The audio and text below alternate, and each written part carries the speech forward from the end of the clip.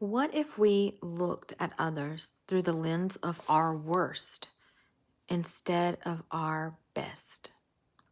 Would grace run a little deeper?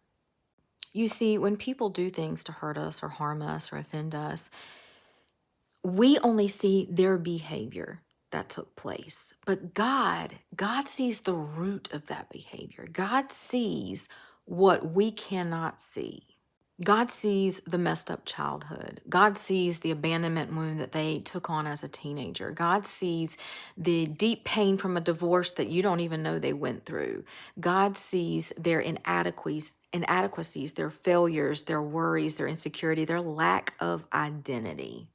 And I'm not saying any of these things give someone a license to sin or that you cannot have boundaries with someone who's living in such a state, but it does give you a ticket not to park there.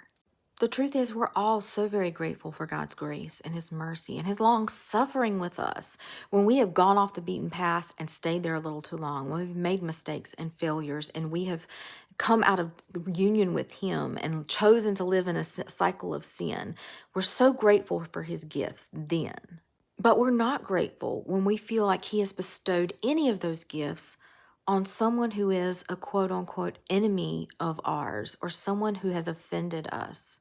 But can I challenge you today not to adapt to the mindset that you are deserving of grace because you know you?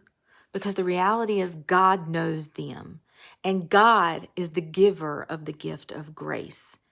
And who are we to dictate who deserves it and who doesn't?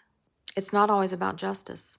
Because let's face it, if it were about justice, none of us deserve anything that we've received, and none of us qualify. It's always been about redemption. And God knows what every child needs in order to draw them to the pool of redemption. And sometimes it's being long suffering because He saw the root of where that behavior began.